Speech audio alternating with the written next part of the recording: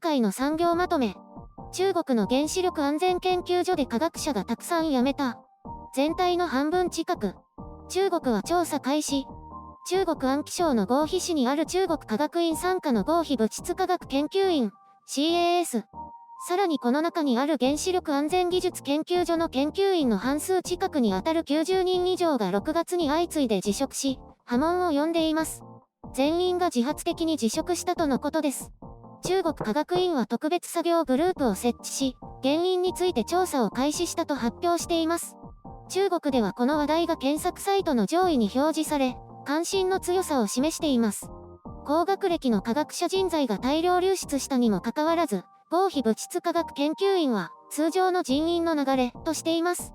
さらに、党や政府機関、国有企業や機関から非公共経済団体や社会組織への才能の流れを推奨すると回答しているようです。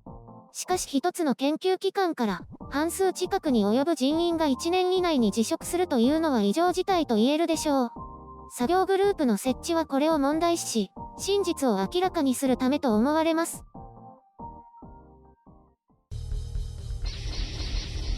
編集所管。おそらく今回は普通のことしか話さないと思います。まず、原子力の安全というとどう考えても国家にとって極めて重要な研究対象であって、全体の半分が失われるというのは大きな損失でしょう。この中国科学合肥研究所、日本でいうと理化学研究所のどこかの地方支部というところでしょうか。もしくは国家レベルとなるので、理化学研究所そのものに匹敵するものだと思います。ここを調べているとちょっと面白いものを発見しました。この集団辞職は6月とされていますが、この報道が出る前の7月15日にこの原子力科学研究所が原子炉故障診断システムについて画期的な論文を発表したとリリースを出していました。6月末にはトリチウムの浸透による破壊を防ぐためのセラミックバリアコーティングを開発したと発表していますね。残されたメンバーが頑張ったのか、元いたメンバーも携わっていたのかわかりませんけど、まともに機能しているというのをアピールしているかのようですね。なんだか方々から資金を受けて、多くの成果を出しているとか書かれていますね。本当かもしれないけど自画自賛は得意のようで。原子力安全研究所は半分が抜けても大丈夫だとしているようですから、これを見る限りは大丈夫ということなのでしょうか。なんでも、この研究所自体は離職率が非常に高くて、ひどい時は年に500人が辞めていたそうです。これについてもニュースソースの北京新報に掲載されていました。じゃあもともと何人いたのかという話になりますね。離職率の数字の推移なんかも見てみたいですね。昨年は随分と減って200人でしたって、200人もものすごく多いですけど。今回の報道では90人以上減ったのが半数近くということでしたけど、もともとは1000人近くいて、どんどん辞めて100人前後になったのでしょうか。これを離職率が高い研究所なんですと、簡単に済ませてしまっていたというのも笑ってしまいますね。彼ら特有の自分たちには問題がない、あるはずがないという考え方でしょうか。誰か指摘してあげてくださいよ。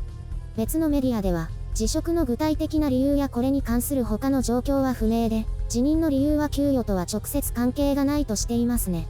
もちろん海外の国家や企業による引き抜きなどでもないと思いますが、どうなんでしょう。いずれにしても今回こうして報じられなかったらそのまま放置していたんでしょうね。こういうことに対しては上から何かしら押さえつけがないと何もしないのが慣例でしょうから。ただ、このペースで減っていけば、そのうち研究所自体がなくなってしまいそうな勢いですけど。なんだか上海にも原子力に関する研究所があるようですが、こうした安全に関する研究所は他にないのではないでしょうか。東側に位置する私たちとしては、安全に関する研究は頑張ってもらいたいですけどね。ただでさえ恐ろしいのに。中国ネットでは、こうした事態は研究者に対する処遇の問題ではないかという意見が多いようです。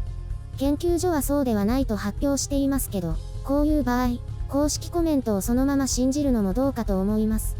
他にはこうして多くの人員が辞めるのは上司に問題があるからではという意見もありますが、これについても自主的に辞職したとしていますね。自主的に辞職するように追い込んだとか、または研究所の威信のために自主的に辞職したことにしたか、これも疑わしいです。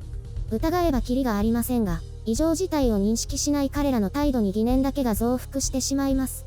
中国人たちですらそのように感じていますからね。さすがに擁護するコメントは全くと言っていいほどありませんね。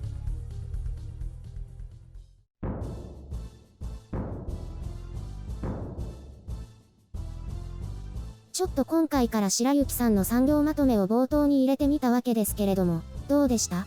いつものは難しいですけど今回のは珍しく簡単でしたね。私でもこれくらいわかります。たくさん人が辞めただけだもんね。むしろいらなかったんじゃないですか？この報道自体それほど有名じゃないみたいだから、冒頭にあるとやっぱりいいんじゃないかな。でも、そこだけ見てもういいやっていう人が増えるかもですよ。そうですね。でもたくさん報じられているニュースでもわざわざ見に来てくれる人がいるわけだから、それだけ見て離脱っていうのもそんなにないんじゃないかな。そのうちわかりますね。そうですね。でも今回はよくまとめました。いや、今回のは誰でもああなりますよね。まあね。なので褒められても嬉しくないです。そういう時はまずありがとうって言っておくもんですよ。モテない子が可愛いって言われた時みたいな反応をしない。何か頭にくる。ありがとうは？ありがとう。よし。何か手なずけられた犬みたいじゃないですか？私。気にしすぎですよ。それにしてもこの高度な人材の大量流出、気にしなかったのがすごいですね。メディアも今までよく黙っていましたね。中国メディアは気づかなかったんですかね？報道規制されていたのかも。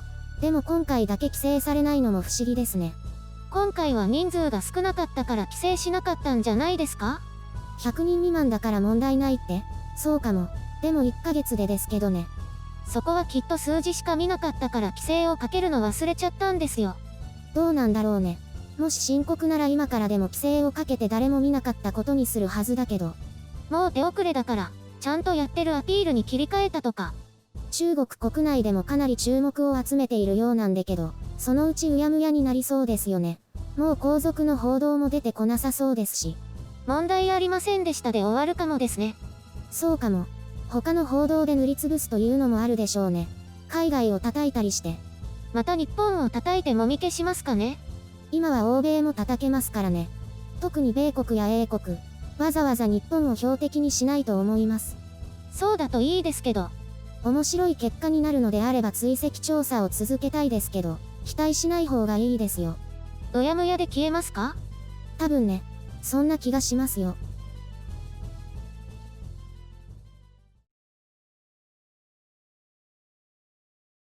うなぎ食べました？え？土用の丑の日ですよ。今年は2回あるんだって。食べてないですよ。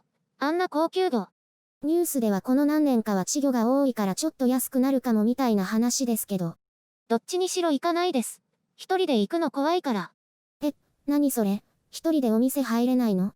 そういうわけじゃないですけど。ああいうお店はなんとなく。おじさんたちがいるから？お昼なら行けるかも。どうして夜だとダメなの？なんでだろう。なぜだかダメですね。勇気がいります。じゃあ一人で夜飲みに行ったりとかしない？しないです。ゆるりんだってしないでしょ？昔は行ったけど今は行かないね。昔は行ったんだ。バーとかで夜な夜な飲んで遊んでました。遊び人？そう言われればそうだったかも。今は全くそんな感じしないですけどね。どういう意味かな？良い意味で捉えていいのかな？なんだか非社会的っぽい感じ。こら、バーとかって怖くないですか？ああいうところに一人で行くの。大丈夫ですよ。大体マスターが話し上手聞き上手で楽しいはずです。へえ、そうなんですか。でも無理そう。カクテルとか何を頼めばいいかわからないし、名前とかわからないから。それはグラスが短いの長いの。要するに濃いのか薄いのかを伝えて、あとはどんなのが飲みたいかとか、今の気分とかを伝えて作ってもらえばいいですよ。はあ？何それ？例えば短いの、濃いめのにして、ちょっとむしゃくしゃするから柑橘系の甘くないさっぱりした何かがいいとか、あ、ジンは嫌いだからジン以外でとか。かえって高度な気がしますけど。高度じゃないよ。お酒の味と種類を覚えるより簡単ですよ。そんなのでちゃんとしたの出てきます？腕がいい人はちゃんとしたの出します。